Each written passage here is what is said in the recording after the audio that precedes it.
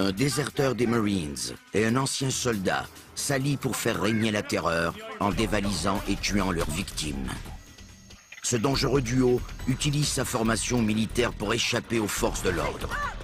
Ceux qui osent se frotter à eux risquent de subir les foudres de cette terrifiante alliance meurtrière.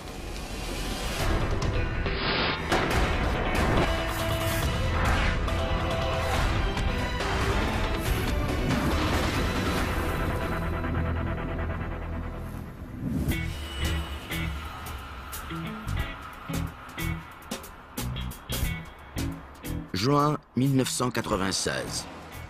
Les stations balnéaires de la Caroline du Nord se préparent pour la saison estivale. C'est bondé ici en été.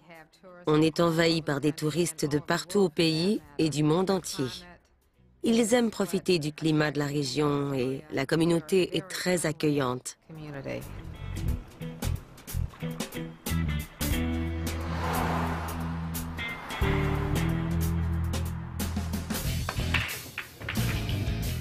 L'ancien soldat Tom Nelson vient d'arriver dans la région de Jacksonville et il se bâtit rapidement une mauvaise réputation.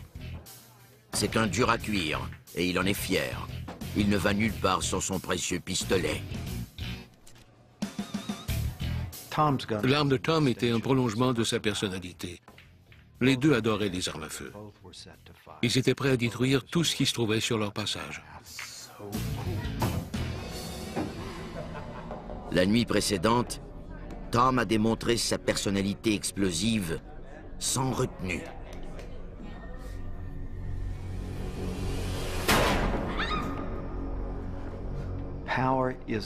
Tom se servait de son pouvoir pour se faire craindre des autres.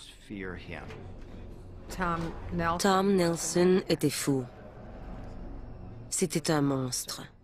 Son comportement était autodestructeur. Il a déjà été arrêté pour vol à main armée et expulsé de l'armée en raison de ses problèmes psychologiques. Il aime intimider les gens avec ses récits tous plus violents les uns que les autres. Hey Jamie, I ever tell you the time I hit the cop in the face with a claw hammer? You hit a cop? Yeah.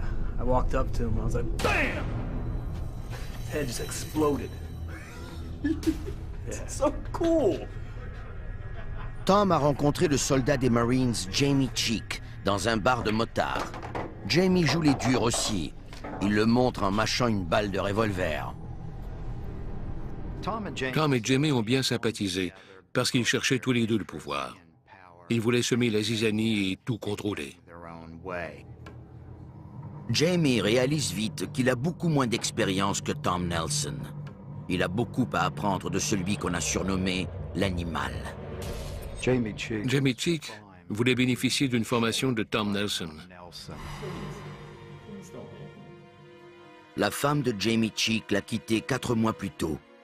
Et il vient d'être expulsé des Marines après avoir échoué à un test de dépistage de drogue. Tout ce qui lui était cher a soudainement disparu. Sa vie était en train de complètement dérailler à cause de ses problèmes de drogue, de son attitude et de son comportement autodestructeur. Aujourd'hui, Jamie a un objectif précis en tête. Il doit se rendre à Wilmington, où sa nouvelle petite amie doit accoucher, mais son camion a été volé et il n'a pas d'argent. Son ami Tom trouve vite une solution. I think I can help with that solution. We're gonna make a good team.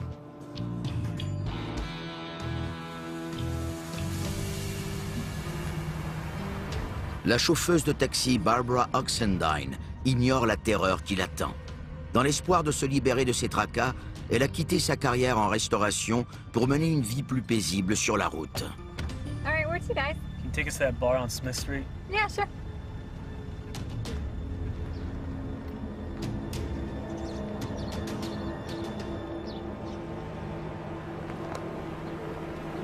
Hey guys, the bar's closed. Out of the car, let's go! Hurry up, move! No, please don't. Come on, get out of the car, let's go! Please don't hurt me. Please Come on, don't where's the money? Let's go, hurry up! Give me the money, let's go! Hurry up! Keep screaming!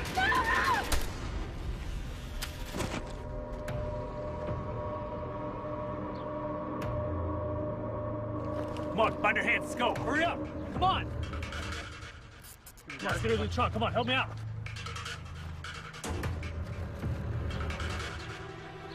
Toujours en vie mais inconsciente, Barbara est placée dans le coffre. Puis, ils prennent la route.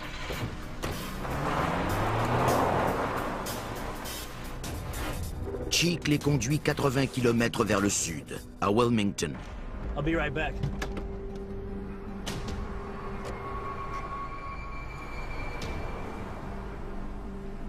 Nelson achète de la bière, des essuie-tout et 2 contenants d'essence à briquet. Il annonce à Cheek qu'il a un plan. What they got in the bag should take care of the lady in the trunk. Ils se rendent à une impasse isolée.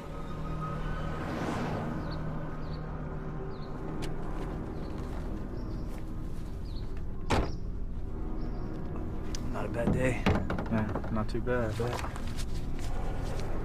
See your money? You ready? Let's do this. Yeah.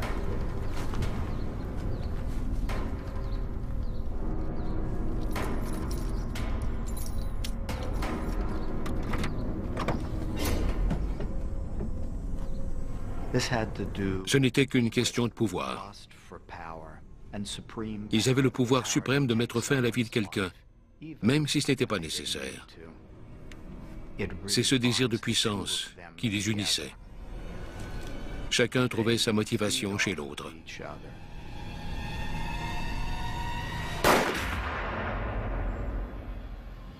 Ensemble, ils ont été capables de faire subir cette fin atroce à Madame Oxendine.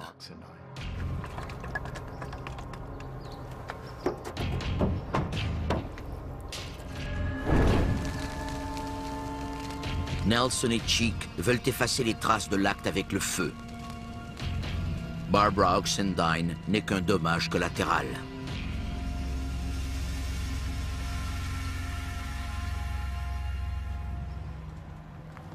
L'incendie est signalé sans tarder.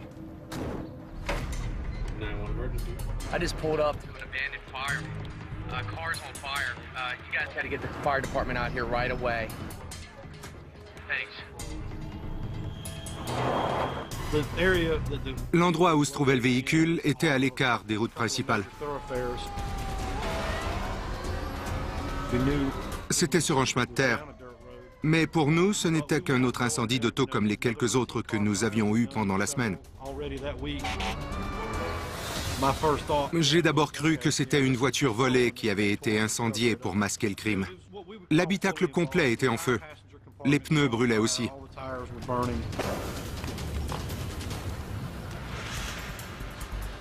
Les journalistes rôdent autour de la scène.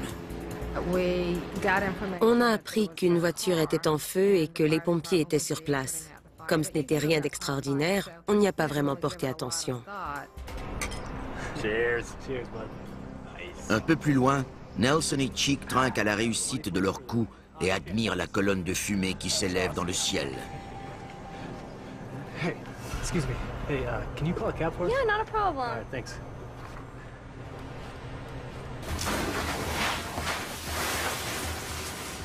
Les pompiers mettent 10 minutes pour éteindre l'incendie. La procédure exige qu'ils ouvrent le coffre.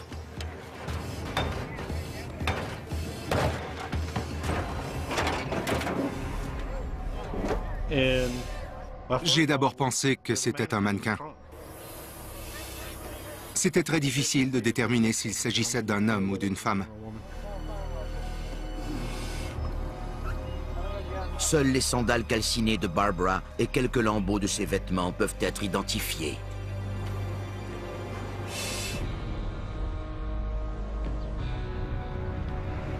Where you guys going? Yeah, we need to get to the hospital.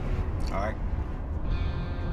Tom Nelson et Jamie Cheek prennent un autre taxi vers l'hôpital situé à seulement 8 km de là. Le chauffeur ne se doute de rien. Les enquêteurs aux homicides et en incendie criminel de Wilmington, en Caroline du Nord, se rendent sur les lieux de l'incendie d'un taxi où le corps calciné d'une femme a été retrouvé dans le coffre. C'est probablement le crime le plus odieux que j'ai vu. Son corps était presque totalement brûlé. Il était tout à fait méconnaissable. C'était difficile à regarder. Cette personne-là était encore vivante peu de temps avant. C'est atroce de mourir comme ça. Les enquêteurs ne savent pas qui est la victime. Mais ils remarquent qu'elle était ligotée avec des attaches de plastique. Quand un vol est commis, puis que la victime est attachée et tuée, il s'agit d'un meurtre. Le crime a certainement été prémédité. Ce qui ne devait être qu'une procédure routinière se transforme rapidement en mystère sordide. On a appris qu'ils avaient trouvé un corps. C'est une mort absolument atroce. Le corps est transporté au bureau du médecin légiste.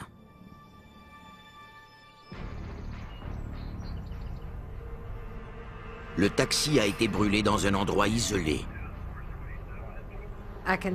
On comprend facilement comment ils ont pu incendier le véhicule sans se faire voir. Ils étaient au bout d'un chemin de terre. Mais comme ils n'étaient pas très loin d'une zone habitée, quelqu'un allait assurément remarquer la fumée. Les enquêteurs trouvent 2 contenants d'essence à briquet vides dans l'auto. Un sur le siège du conducteur et l'autre du côté passager. On avait peut-être affaire à plus d'une personne. Les tueurs ont tenté de brûler tous les indices qui pourraient les relier à ce crime. Le feu a détruit toutes les empreintes digitales qui se trouvaient à l'intérieur de la voiture.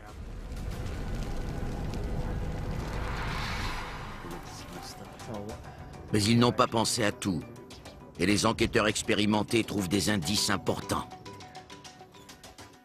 Les sandales de la victime leur révèlent qu'elle n'a pas été traînée jusqu'au coffre. On n'a jamais cru qu'elle était entrée dans le coffre de plein gré. Elle avait encore ses sandales, donc on a déduit que 2 personnes l'y avaient jetée.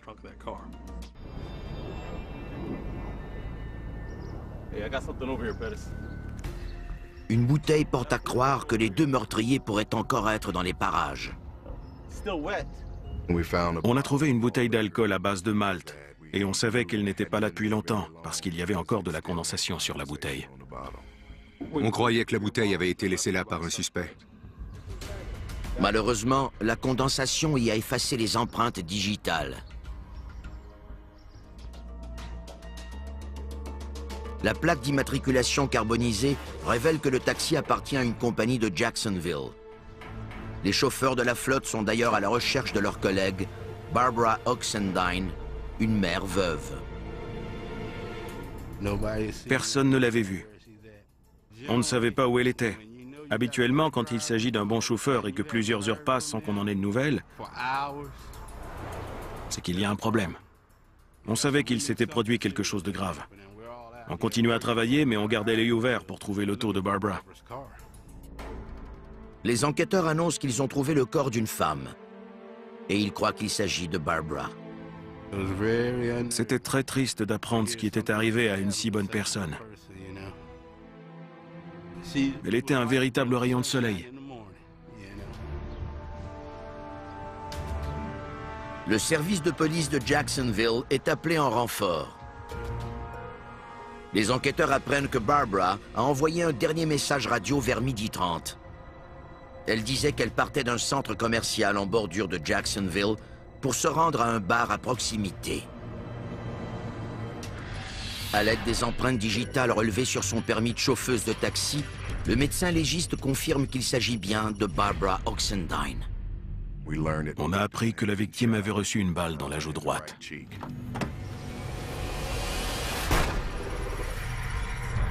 Une balle de calibre 357 a été retirée de son crâne. Mais ce n'est pas ce qui l'a tuée. Elle a survécu assez longtemps pour respirer de la fumée. Elle était donc vivante quand le toit brûlait.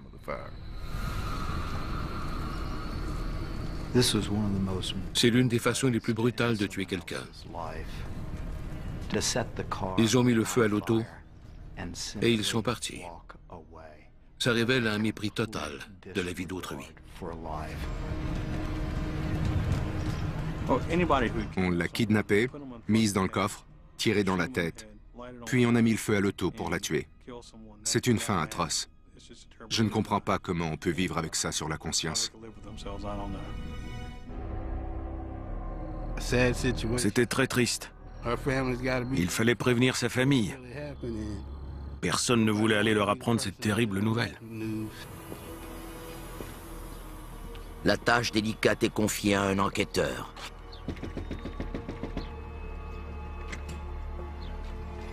Yeah? Sir, I'm afraid I have some bad news. We found Barbara's body. En raison de son état de santé, son conjoint est rapidement écarté de la liste des suspects. Les enquêteurs apprennent que Barbara a un fils qui en connaît déjà beaucoup trop sur la souffrance causée par la violence gratuite. Son père avait été tué pendant le vol d'une épicerie. Il a donc perdu ses 2 parents. Et c'était des meurtres dans chaque cas. De retour à Wilmington, les meurtriers Tom Nelson et Jamie Cheek sont tout sourire. Ils rendent visite à la nouvelle petite amie de Cheek qui vient de donner naissance à un garçon. Il n'en est pas le père, mais ça lui est égal. I'm really glad you came, though. How'd you get here? We hitchhiked? Il y a là une sorte d'ironie macabre. Ils assassinent de sang-froid une femme sans défense pour ensuite aller assister au miracle de la naissance. Et tout porte à croire qu'ils méprisent autant cette nouvelle vie que celle qu'ils ont enlevée un peu plus tôt. Jamie a rencontré cette femme enceinte alors qu'il avait atteint le fond du baril. La carrière prometteuse de ce jeune soldat venait de s'envoler en fumée à cause de la drogue. Les Marines avaient permis à Jamie de retrouver une certaine normalité après une enfance difficile. Il avait commencé à consommer de la drogue très tôt dans sa vie.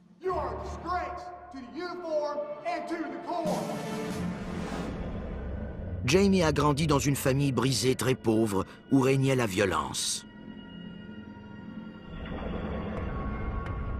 Sa mère alcoolique est partie durant son enfance, le laissant à la merci de son père sadique. Jamie Cheek était battu presque tous les jours par son père alcoolique et cruel. Il rassemblait ses enfants et leur demandait de lancer un dé. Les résultats obtenus, multipliés par 10, correspondaient au nombre de coups de ceinture qu'il recevrait ce jour-là.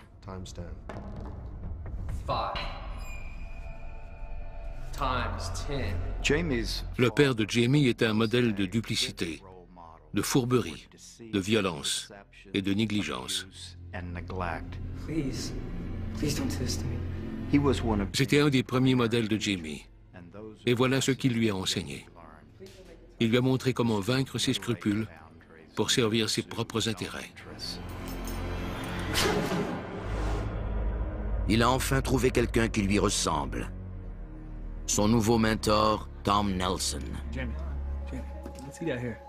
Les deux sont toxicomanes et veulent mener une vie de criminels ensemble. C'était une mission pour eux. Ils parlaient la même langue et ils se comprenaient. C'est le centre commercial où la chauffeuse de taxi a pris ses derniers clients. Elle n'a rien vu venir. Les policiers de Wilmington et de Jacksonville sont à la recherche des tueurs. Ils refont tout le trajet de Barbara jusqu'à l'endroit où son taxi incendié a été retrouvé. On a refait tout le trajet jusqu'à Wilmington. Et on s'est arrêté dans toutes les stations-service pour vérifier si quelqu'un se souvenait de son taxi.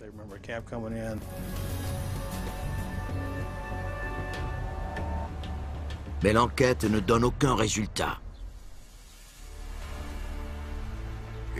Plus le temps passait, plus on avait l'impression qu'on ne pourrait jamais résoudre cette affaire.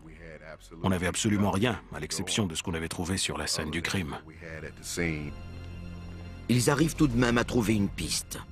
La caméra de surveillance d'un guichet automatique a capté des images des deux suspects. Les policiers parviendront-ils à identifier et appréhender les meurtriers de Barbara avant qu'ils frappent à nouveau?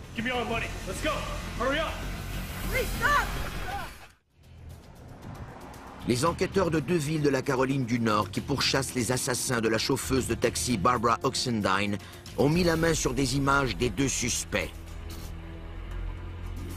En analysant les vidéos, on a pu les voir monter à bord d'un taxi. Cependant, les images sont de mauvaise qualité et pratiquement inutiles. 3 jours après le crime, l'enquête piétine.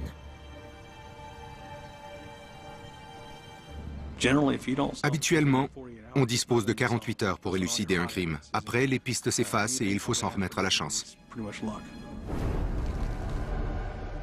Cachés à l'hôpital de Wilmington depuis le meurtre, Tom Nelson et Jamie Cheek savent qu'ils doivent déjouer les enquêteurs qui les recherchent. Alors ils retournent à Jacksonville avec le frère de la petite amie de Cheek. We gotta get out of here. I'm going just out of here. Come on, man. Let's get some more money. Yeah, let's go. All right. Sweetheart, hey. We gotta go do something, okay? Okay. All right, you sure?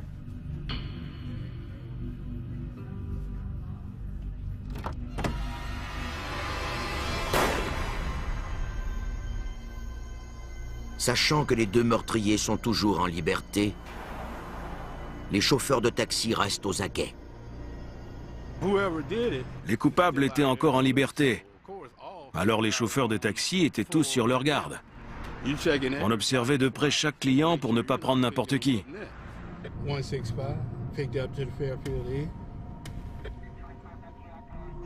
Le vieux cinéma Six était là. J'y suis allé pour chercher des clients. Les 2 gars n'avaient rien de suspect. On aurait dit des Marines qui reviennent du cinéma.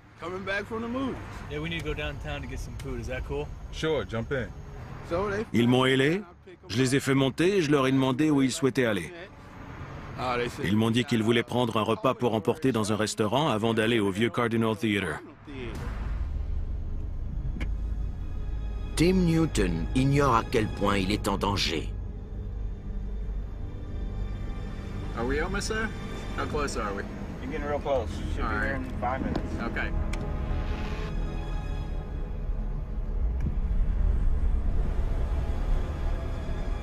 Well, here we are. I'll be right back.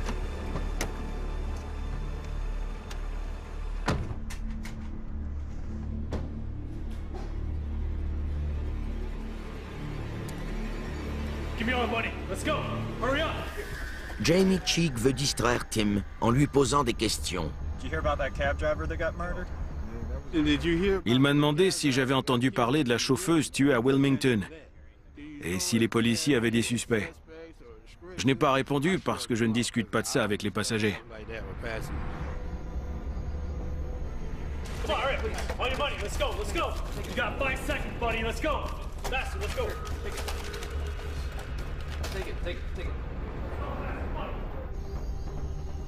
See you didn't hear anything else.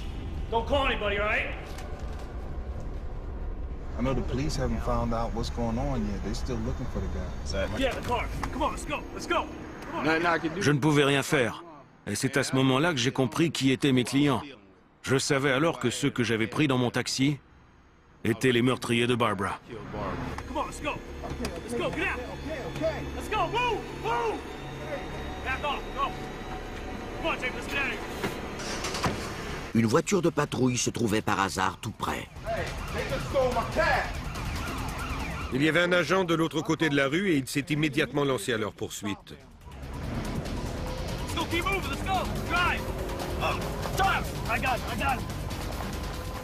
Ils ont tiré en direction des policiers.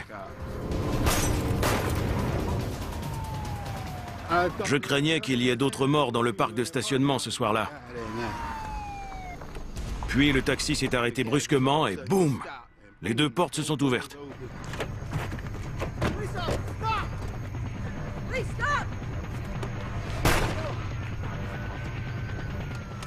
Il y avait trop de monde dans le secteur, alors ils n'ont pas pu répliquer.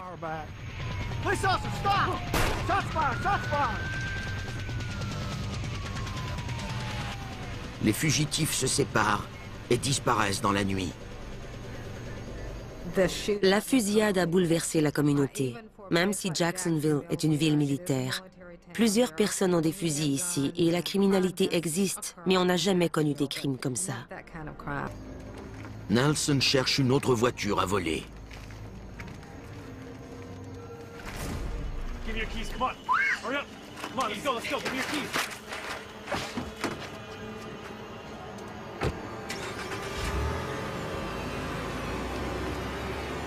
Puisqu'on ne savait pas exactement où il se trouvait, on avait des agents qui patrouillaient dans toute la ville.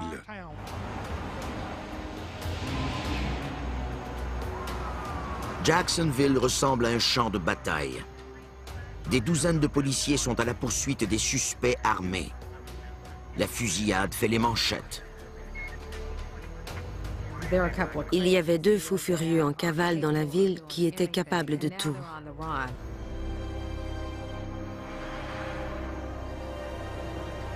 Jamie Cheek trouve refuge dans un endroit qu'il fréquente parfois.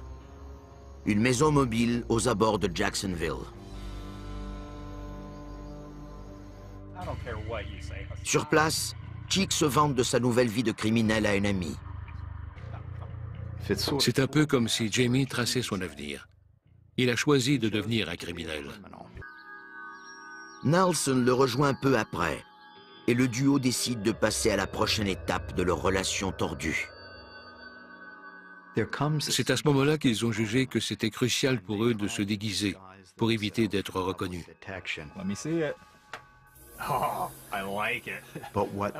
Mais au fond, ils essayaient surtout d'être identiques, en teignant leurs cheveux de la même couleur. Ça en dit long sur leur relation.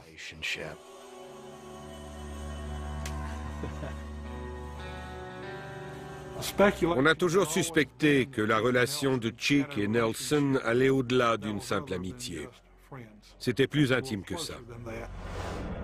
Tom Nelson était véritablement marginal. Il ne respectait pas les normes établies au travail, ni dans ses relations personnelles. Et apparemment, c'était pareil sur le plan sexuel. Il avait un comportement opportuniste, et il a déjà fréquenté des travestis et expérimenté toutes sortes de pratiques sexuelles.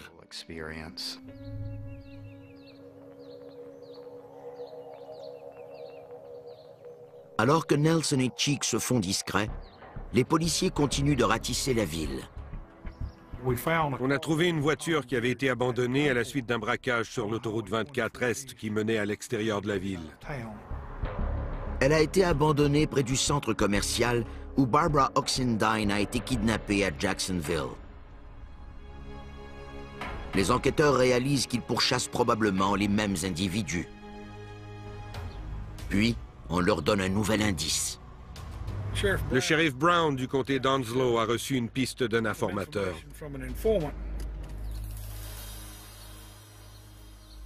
Never. Look. You know I'm right. No, come on now. Hang on. Hey, come on in, man. L'homme affirme qu'il est allé payer un employé dans une maison mobile. Un individu s'est levé, s'est approché de lui et lui a serré la main. Jamie Cheek. Patrick. Patrick. I'm doing all right. C'était la première fois qu'on entendait ce nom. Yeah, I'll take one. Thanks. Man, I was just going to tell him what's been happening to me. It's crazy. We were in this cab the other night. L'informateur écoute le récit des crimes que Jamie a commis. I held my gun up to the cabbie, pulled out the cabbie, took off. Cops came after us. We were firing at them. Pow, pow, pow. L'informateur a l'impression que Jamie a reçu une formation militaire. Crazy. You guys ever done anything like that? Les enquêteurs vont se renseigner à la base militaire locale, le camp Lejeune, et ils découvrent l'histoire d'un soldat des Marines déshonoré.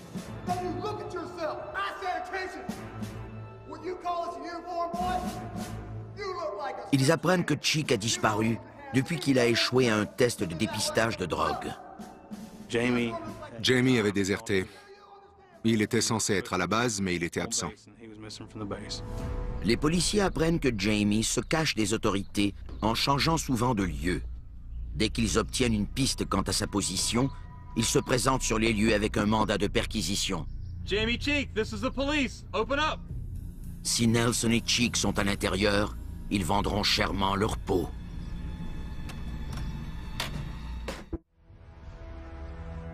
Les policiers de Jacksonville croient avoir découvert le lieu où se cache le présumé meurtrier, Jamie Cheek. Jamie Cheek, this is the police. Open up.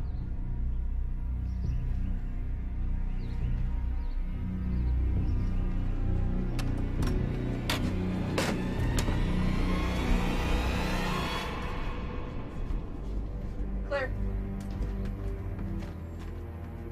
Il n'y a personne. Mais qui d'autre conserverait des articles de journaux sur le meurtre de Barbara Oxendine?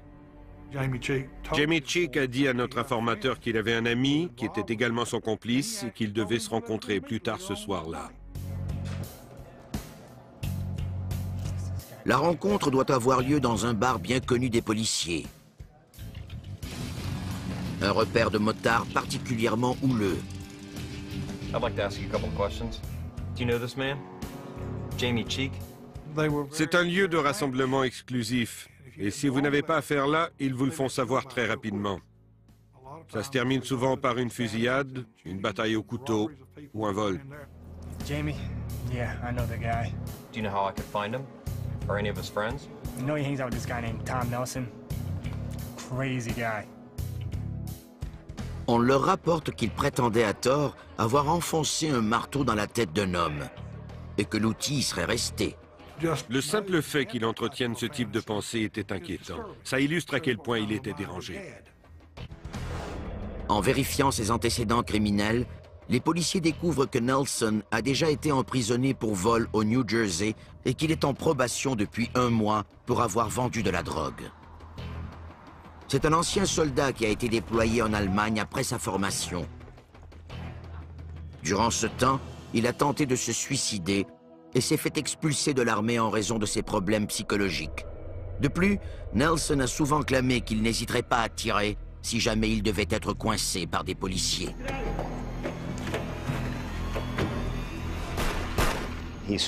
Il a juré qu'il ne retournerait jamais derrière les barreaux. Je crois qu'il savait que sa fin approchait. Et il attachait aussi peu d'importance à sa propre vie qu'à celle des autres. Les policiers savent que le suspect et son nouvel ami Jamie Cheek sont particulièrement dangereux. Ils ont été formés pour tuer.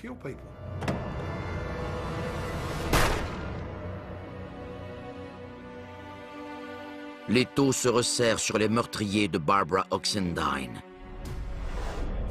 Nelson et Cheek sont attendus au bar en soirée. All right, this is the place. You two, go in and check it out, see if he's inside. Sans tarder, on a réuni nos meilleurs agents pour tenter de les capturer. On connaissait très bien le profil de nos suspects. On savait qu'il fallait les prendre par surprise et être plus nombreux qu'eux. On craignait surtout qu'ils prennent des otages et qu'ils les utilisent pour se sauver. Des policiers en civil entrent dans le bar.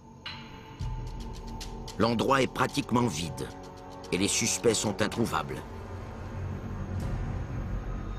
D'instinct, les policiers les croyaient retournés à leur repère. Ils retournent à la maison mobile où ils se retrouvaient à l'occasion.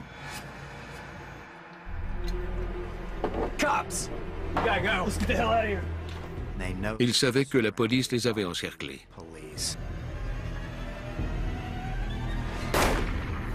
Nelson fait feu vers un policier. Il rate sa cible, mais le danger est loin d'être écarté.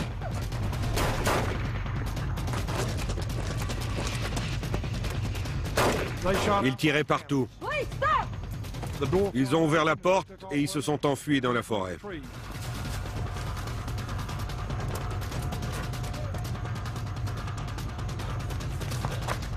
Il a fini par réaliser que la partie était finie, qu'il ne pouvait plus fuir.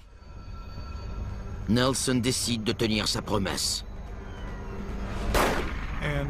Soudainement, tout est devenu silencieux.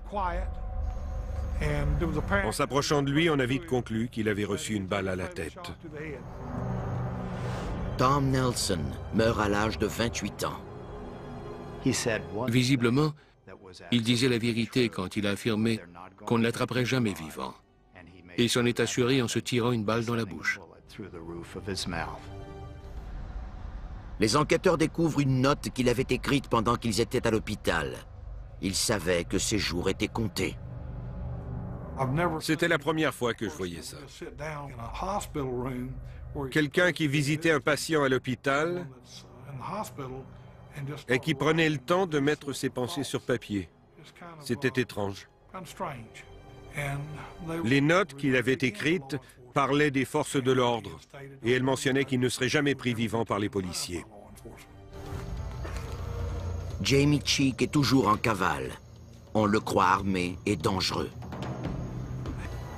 Les policiers savent que l'ex-militaire a été entraîné pour survivre et se cacher dans les environnements hostiles.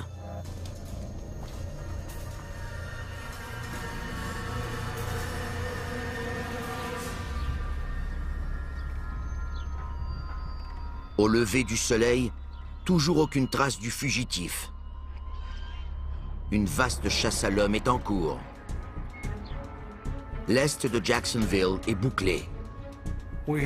On a fait du porte-à-porte pour s'assurer que tout le monde était conscient du danger qui les guettait. Ça a effrayé beaucoup de personnes. Il faut dire que les passants n'avaient aucune idée de ce qui se passait, alors qu'ils voyaient des centaines de policiers à l'œuvre. Les voitures qui sortaient du secteur devaient passer par 2 points de contrôle. On inspectait chaque véhicule et on vérifiait le coffre. Peu importe le moyen utilisé, on devait absolument l'épingler.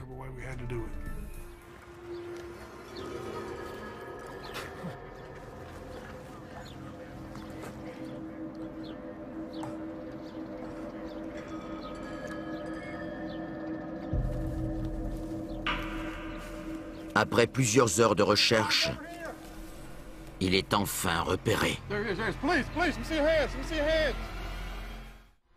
À Jacksonville, en Caroline du Nord, 8 jours après le meurtre de Barbara Oxendine, Jamie Cheek est enfin appréhendé.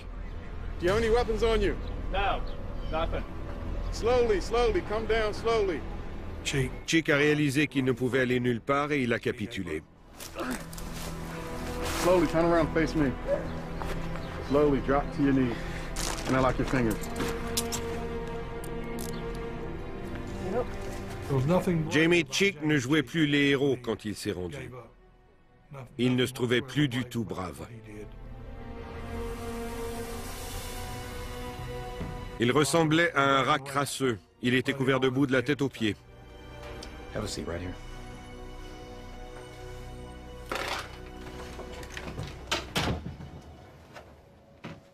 Au poste de police, un enquêteur rusé parvient à le convaincre de parler.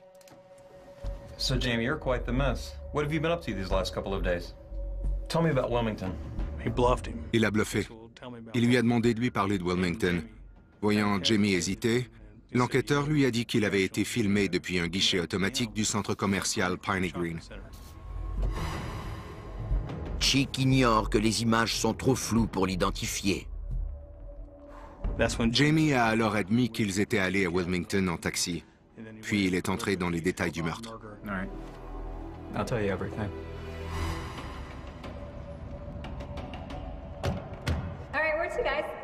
Quand ils sont entrés dans le taxi, Tom a demandé d'aller au bar Friends, un bar gay. C'était fermé à leur arrivée. Tom lui a dit de ne pas crier ni faire de bruit, puis qu'ils allaient prendre son taxi. Jamie, I don't know if you know this, but Tom is dead. Jamie Cheek tente alors de se disculper en expliquant qu'il a agi ainsi car il craignait Tom Nelson. When Tom's angry, you don't want to mess with him. Let's go, hurry up!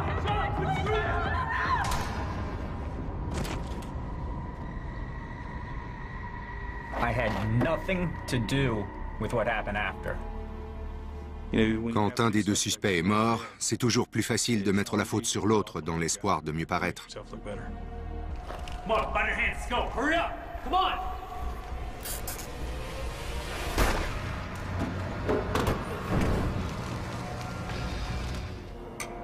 Cheers. Cheers, man. Nice. Ils se sont donc assis pour regarder le taxi brûler avec une femme encore vivante à l'intérieur. He forced me to help him. Cheek n'en dit pas plus et demande à voir un avocat. Il est détenu dans la prison du comté. Une analyse balistique de l'arme de Nelson s'avère concluante. La balle, prélevée du corps de Barbara Oxendine, provenait sans aucun doute de l'arme que Tom Nelson tenait dans sa main.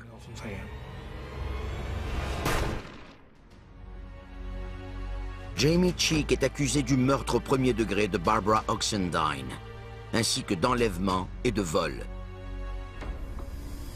Lors du procès, le jury est stupéfait d'entendre la mise en scène terrifiante du duo maléfique qui a enlevé la vie à Barbara en se rendant à l'hôpital pour assister à un accouchement.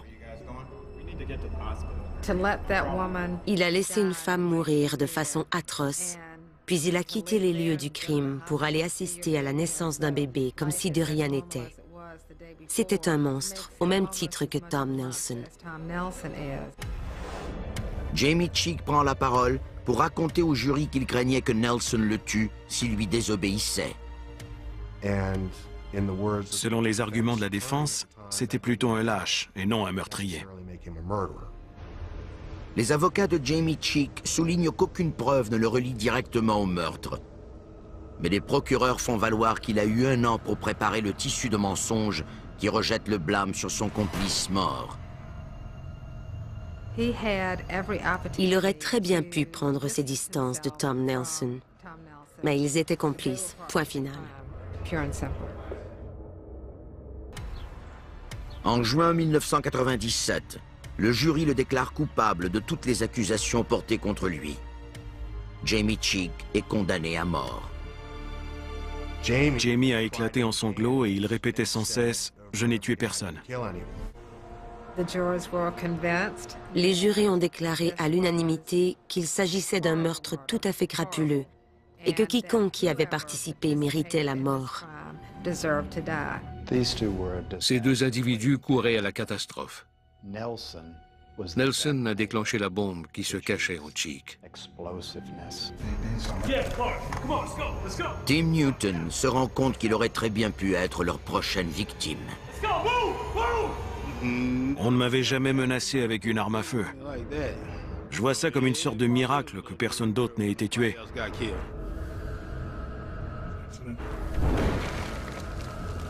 C'étaient 2 êtres diaboliques qui ont regardé mourir une femme sans lui venir en aide.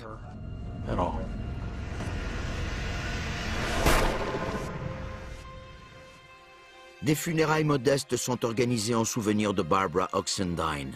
Puis, elle est inhumée dans le cimetière de Jacksonville. Son fils m'a confié qu'elle était une bonne personne et que tout le monde l'appréciait. On peut lire sur sa pierre tombale « Mer et rayons de soleil ».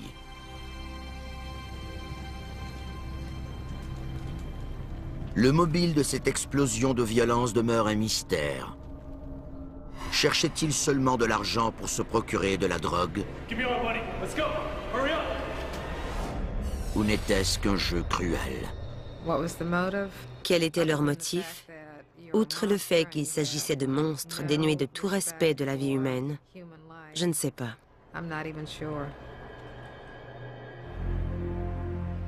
Cheek porte sa cause en appel, et en 2010, les juges de la Cour suprême réduisent sa sentence à une peine de prison à perpétuité. En discutant avec Jamie et des gens qui les connaissaient tous les 2, on a compris que Jamie et Tom entretenaient une relation sexuelle. Les attaches de plastique utilisées par Nelson pour ligoter sa victime provenaient de ce que sa petite amie appelait son sac à surprise. Selon Jamie, il les avait achetées dans une boutique érotique. Je lui ai demandé d'où il tenait cette information et il a simplement répliqué qu'il le connaissait bien. Je lui ai alors demandé comment il était et il a répondu que Tom aimait les jeux pervers et qu'il avait des pulsions homosexuelles. C'était le fruit de l'association de 2 personnes qui n'auraient jamais dû se rencontrer. Tom Nelson et Jamie Cheek arborent plusieurs traits de caractère typiques aux sociopathes. Les sociopathes possèdent 2 traits de base bien ancrés dans leur personnalité. Premièrement, ils ont des intentions malveillantes, ainsi qu'un profond mépris à l'égard des autres. Deuxièmement, ils passent à l'action en adoptant des comportements qui enfreignent la loi. Ils ont trouvé en l'autre le catalyseur parfait pour exprimer leur brutalité. Et c'est ainsi qu'ils ont cimenté leur alliance meurtrière.